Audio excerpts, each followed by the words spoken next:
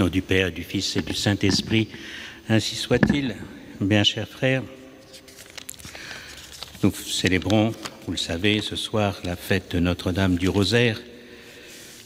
Je n'insisterai pas davantage sur ce mystère du Rosaire, puisque vous avez eu des prédications dimanche dernier où nous avons solennisé cette fête déjà.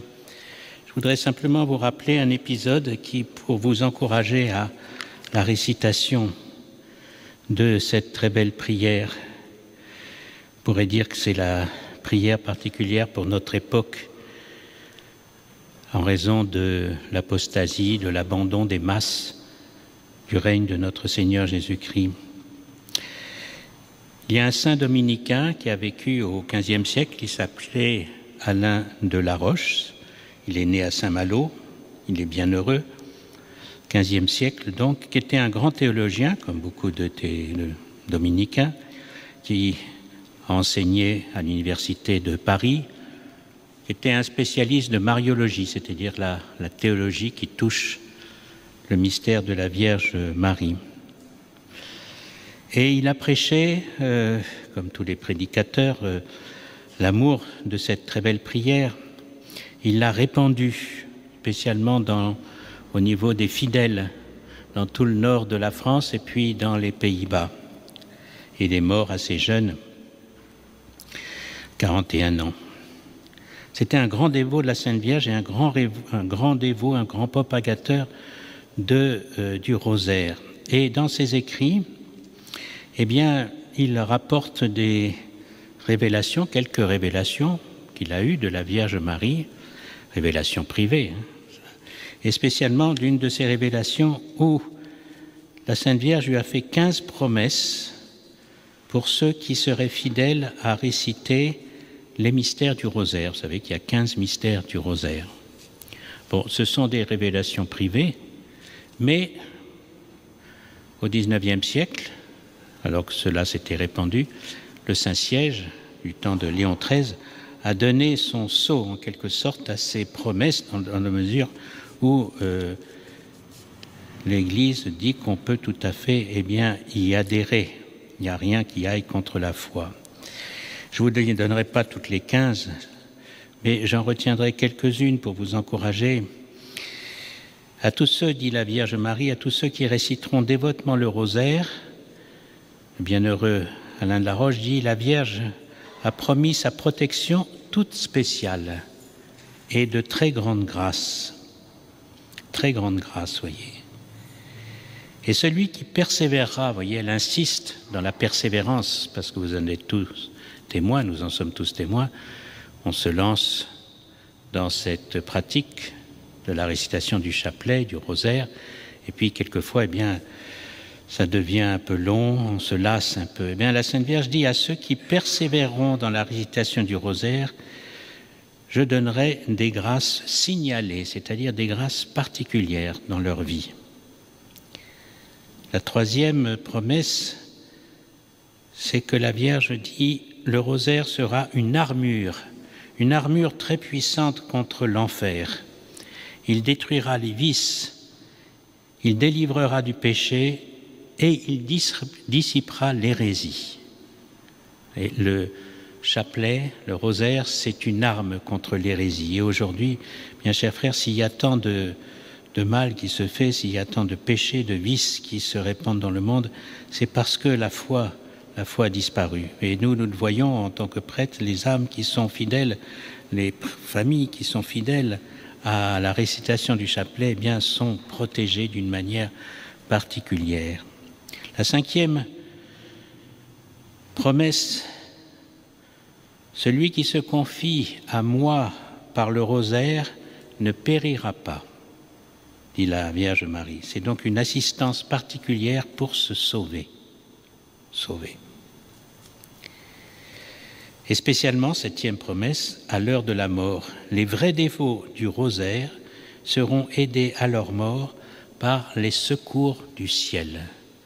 On retrouve un peu ce que la Vierge Marie promettra aussi à ceux qui feront la dévotion des 5 premiers samedis du mois, avec la récitation du rosaire. cette assistance particulière de la Vierge Marie à l'heure de la mort. L'Église a toujours invoqué la Vierge Marie comme l'avocate, c'est-à-dire à l'heure du jugement de Dieu, eh bien, la Vierge Marie assiste ceux qui ont été dévots envers elle, c'est-à-dire qu'elle a le cœur tout-puissant sur le cœur de son Fils et l'invite à la miséricorde et au pardon.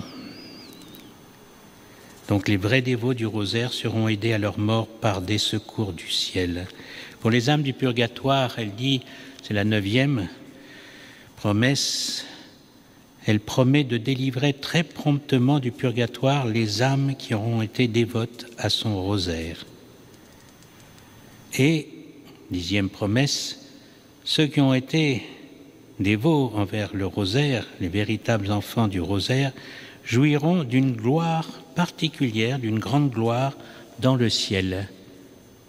Non seulement il y aura la récompense de Dieu, la vision de Dieu, mais il y aura une gloire particulière pour ceux qui ont aimé ces mystères du rosaire, qui nous font repasser tous les mystères essentiels de la vie de notre Seigneur par laquelle nous avons été sauvés, la vie, la mort et la résurrection de notre Seigneur. Et la Vierge Marie ajoute, c'est la 11e promesse, ce que l'on demandera par le rosaire, on l'obtiendra. Oui, mais bien chers frères, il n'y a pas de chose que, et elle l'a répété à Fatima, aux 3 petits-enfants du Portugal, il n'y a pas de chose que l'on demande par le rosaire que l'on n'obtient pas. La 12e promesse concerne ceux qui non seulement récitent le rosaire, mais le propagent, c'est-à-dire vont encourager les autres. C'est une très belle manière d'être apôtre, d'encourager les autres à le réciter, de l'apprendre. Quelquefois, nous avons des personnes qui se convertissent ou qui reviennent à la pratique religieuse et ils viennent nous voir et on les encourage à réciter le chapelet et on leur dit, vous savez réciter le chapelet? Ah non, non, personne, non, je ne sais pas. Eh bien, on leur donne un petit fascicule où on leur explique rapidement, mais il y a aussi des fidèles qui sont heureux de faire cet apostolat. Eh bien, à ceux qui propageront le rosaire, ils seront secourus par la Vierge Marie dans toutes leurs nécessités. Toutes leurs nécessités. Et enfin, la dernière, la plus belle peut-être, 15e promesse, c'est que celui qui est dévot envers le rosaire, eh bien, cette dévotion envers le rosaire est un signe de prédestination. Nul ne peut avoir cette dévotion, nul ne peut avoir cette fidélité au chapelet, au rosaire, sans qu'en même temps cela lui donne une espérance ferme, une sorte de garantie du salut de son âme.